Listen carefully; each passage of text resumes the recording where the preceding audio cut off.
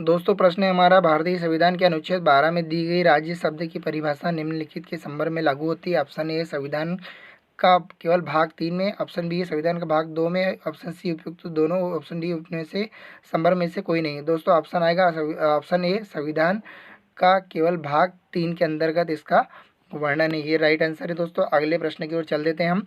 अगला प्रश्न है दोस्तों हमारा, 73वें संविधान संशोधन द्वारा किस अनुसूची को जोड़ा गया है। दोस्तों 73वें संविधान संशोधन के अंतर्गत 11वीं अनुसूची, 12वीं अनुसूची, ऑप्शन सी है 9वीं अनुसूची, ऑप्शन डी उपयुक्त में से कोई नहीं।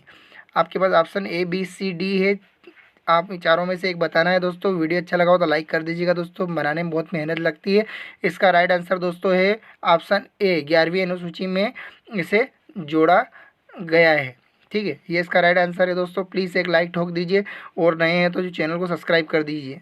ठीक है, आपको ऐसे ही भी एमसीक्यू क्वेश्चन मिलेंगे जो एग्जाम में बहुत इंपॉर्टेंट रहेंगे। आपको भारतीय संविधान और राज्य व्यवस्था से रिलेटेड यह प्रश्न है दोस्तों। ठीक है, चलते अगले प्रश्न की ओर। अगला प्रश्न है दोस्तों हमारा, संविधान के अनुच्छेद 12 के अंतर्गत प्रत्याभूत क्षमता का अधिकार निम्नलिखित को प्रदान किया गया है। ऑप्शन ए है केवल भारतीय नागरिकों को, ऑप्शन बी है सभी मनुष्यों को, ऑप्शन सी है पृथ्वी पर विद्यमान सभी व्यक्तियों को, ऑप्शन डी है भारतीय राज्य के क्षेत्र के अंतर्गत सभी। इनमें से कौन सा होगा दोस्तों, फटाफट करके मुझे कमेंट करिए। ऑप्शन डी है दोस्तों भारतीय राज्य क्षेत्र के अंतर्गत सभी। अगला प्रश्न है दोस्तों हमारा,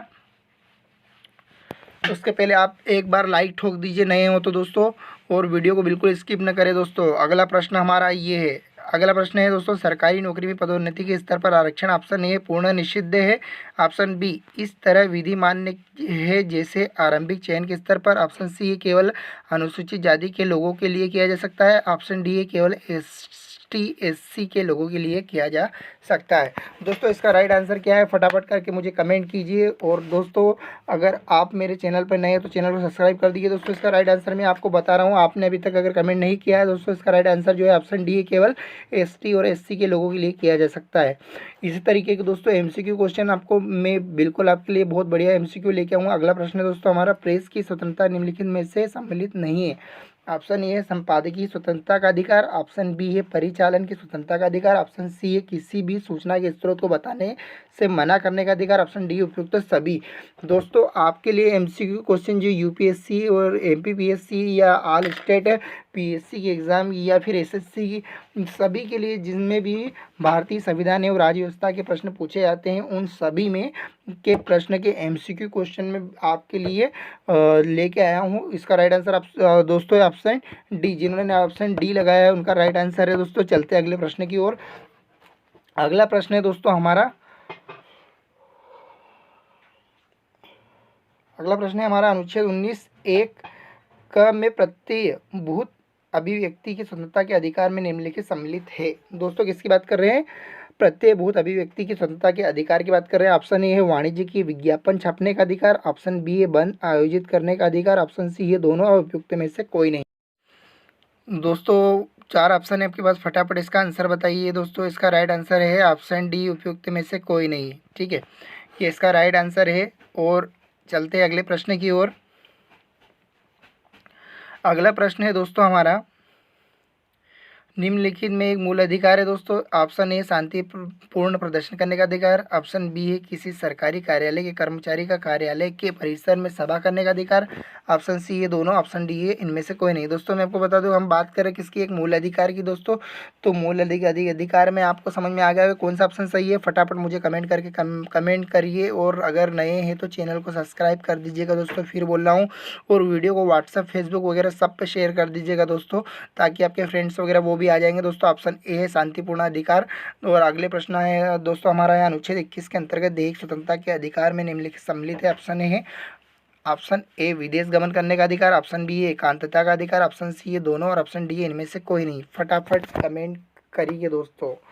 आप अगर कभी यहाँ पे टेस्ट में अगर आप जल्दी उत्तर नहीं दे पाएंगे दोस्तों, तो एग्ज़ाम में आप कैसे क्वालिफाइड होंगे, किस तरीके से आप एग्ज़ाम निकालेंगे, फटाफट दोस्तों कर दीजिए कमेंट।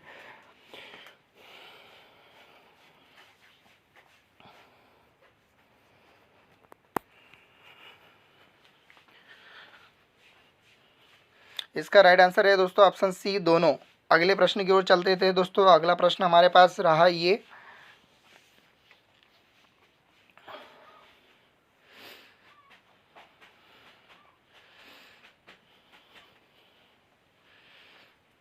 अनुच्छेद 21 के अंतर्गत जीवन के अधिकार में निम्नलिखित सम्मिलित है।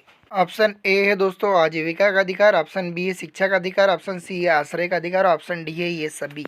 फटाफट दोस्तों कमेंट कीजिए राइट आंसर इसका क्या है। अनुच्छेद 21 के अंतर्गत जीवन के अधिकार में दोस्तों बात कर रहे हैं जीवन के अधिकार की, तो जीवन के अधिकार में दोस्तों कौन सा आएगा दोस्तों इसका राइट आंसर? आजीविका का अधिकार, शिक्षा का अधिकार, आश्रय का अधिकार। दोस्तों इसका राइट आंसर है ऑप्शन डी ये सभी, क्योंकि ये सभी अनुच्छेद 21 के अंतर्गत आते हैं दोस्तों, इसीलिए इसका राइट आंसर है ऑप्शन डी। ठीक है, अगले प्रश्न की ओर चल देते हैं दोस्तों। अगला प्रश्न है हमारा प्रश्न नंबर 10। अनुच्छेद 19 एक ग के अंतर्गत संगम अथवा संघ बनाने का अधिकार निम्नलिखित सम्मिलित है। ऑप्शन ए है हड़ताल करने का अधिकार, ऑप्शन बी है संघ अथवा संगम का अधिकार प्राप्त करने का अधिकार, सी है किसी संगत संगम का सदस्य होने से मना करने का अधिकार, और ऑप्शन डी है उपयुक्त सभी। क्या होगा दोस्तों इसका राइट आंसर? फटाफट कमेंट कीजिए। इसका राइट आंसर है दोस्तों ऑप्शन सी किसी संगत व संगम का सदस्य होने